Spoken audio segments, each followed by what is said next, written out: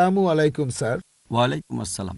আমার নাম হলো SK Randarne, deputy engineer, government of Maharashtra, water supply department.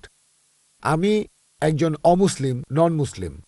আমার প্রশ্নটা হলো যে আমাদের এই পৃথিবীতে কেন এত ধর্ম সৃষ্টি হয়েছে? আমাদের চারপাশে এত বেশি ধর্ম কেন? এখানে একটা সেন্টেন্স লেখা আছে পিস টিভি লোগোর নিচে, যে পিস টিভি মানবতার সমাধান। এখানে আমার মতামত হলো এই, যে শান্তির জন্য জ্ঞান আর বিজ্ঞতার প্রয়োজন। ধন্যবাদ। ভাই একটা প্রশ্ন করলেন যে পৃথিবীতে এত ধর্ম কেন, এটা প্রথম প্রশ্ন। আর তারপর একটা মন্তব্য করলেন যে শান্তি মানবতার সমাধান, এটা পিস টিভির স্লোগান। শান্তির জন্য প্রয়োজন জ্ঞান আর বিজ্ঞতা। আমি আপনার সঙ্গে একমত। আপনার প্রশ্নের প্রথম অংশটা নিয়ে যদি বলি যে পৃথিবীতে কেন এত বেশি ধর্ম, আমাদের বুঝতে হবে যে সর্বশক্তিমান ঈশ্বর, আমাদের স্রষ্টা আল্লাহ সুবহানাহু ওয়া তাআলা পাঠিয়েছেন মাত্র একটা ধর্ম। আল্লাহ পবিত্র কোরআনে বলেছেন, সূরা আলে ইমরান অধ্যায় নম্বর 3 আয়াত নম্বর 19, ইন্নাদ-দীনা ইনদাল্লাহিল ইসলাম। একমাত্র ধর্ম, একমাত্র জীবন দর্শন যেটা আল্লাহ তাআলার গ্রহণযোগ্য, সেটা আল্লাহ তাআলার কাছে আত্মসমর্পণ করা। আল্লাহ তাআলা মাত্র একটা ধর্মই পাঠিয়েছেন।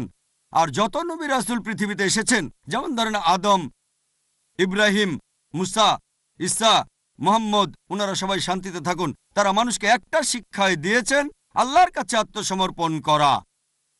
এখন আরবি ভাষায় যদি কেউ আল্লাহ তাআলার কাছে আত্মসমর্পণ করে তাহলে তাকে বলা হয় মুসলিম। আর ইসলাম, এই আরবি শব্দটার মূল আরবি শব্দটা হচ্ছে সালাম, যার মানে শান্তি। এর আরেকটা মূল আরবি শব্দ হচ্ছে সিলম, যার মানে আল্লাহ তাআলার কাছে নিজের ইচ্ছাকে সমর্পণ করা। তাহলে এক কথা ইসলাম মানে আল্লাহ তাআলার কাছে আত্মসমর্পণের মাধ্যমে শান্তি অর্জন করা। তাহলে আমাদের স্রষ্টা আল্লাহ তাআলা পাঠিয়েছেন মাত্র একটাই ধর্ম। তবে সময় বদলানোর সাথে সাথে ধর্মগ্রন্থগুলোও বদলে গেছে, বিকৃত হয়ে গেছে, নতুন জিনিস ঢুকেছে। আর এই ধর্মগ্রন্থ বদলানোর ব্যাপারে আল্লাহ পবিত্র কোরআনে বলেছেন, সূরা বাকারা অধ্যায় নম্বর 2 আয়াত নম্বর 79, ফাওয়াইলুল লিল্লাযীনা ইয়াকতুবুনাল কিতাবা বিআইদিহিম সুম্মা ইয়াকুলুনা হাযা মিন ইনদিল্লাহ লিয়াশতারু বিহি সামানান কালীলা ফাওয়াইলুল লাহুম মিম্মা কাতাবাত আইদিহিম ওয়াইলুল লাহুম মিম্মা ইয়াকসিবুন। দুর্ভোগ তাদের যারা নিজ হাতে কিতাব রচনা করে আর বলে এটা আল্লাহর নিকট হতে। তারা এটা বলে তুচ্ছ মূল্য প্রাপ্তির জন্য। তাদের রচনার জন্য শাস্তি তাদের, যা উপার্জন করে সেজন্য শাস্তি তাদের। আল্লাহ তাআলা পাঠিয়েছেন অনেক আসমানি কিতাব, অনেক ইনস্ট্রাকশন ম্যানুয়াল। সময় বদলানোর সাথে সাথে এই ইনস্ট্রাকশন ম্যানুয়াল, আল্লাহর এই আসমানি কিতাব বদলে গেছে। যখন কোনো কিতাব বিকৃত হয়ে গেছে, আল্লাহ নতুন রাসূল পাঠিয়েছেন আর নতুন কিতাব। এইভাবে অনেক দিন চলেছে। তারপর আল্লাহ পাঠালেন সর্বশেষ ও চূড়ান্ত নবী মুহাম্মদ সাল্লাল্লাহু আলাইহি সাল্লামকে, আর সর্বশেষ ও চূড়ান্ত আসমানি কিতাব কোরআন নাজিল করলেন। এর আগে যেসব নবী রাসূল এসেছিলেন, আমাদের প্রিয় নবী মুহাম্মদ সাল্লাল্লাহু আলাইহি সাল্লাম বলেছেন যে আল্লাহ তাআলা এই পৃথিবীতে 1,24,000 নবী রাসূল পাঠিয়েছেন। পবিত্র কোরআনে মাত্র 25 জনের নাম বলা হয়েছে, অন্যদের নাম আমরা জানি না।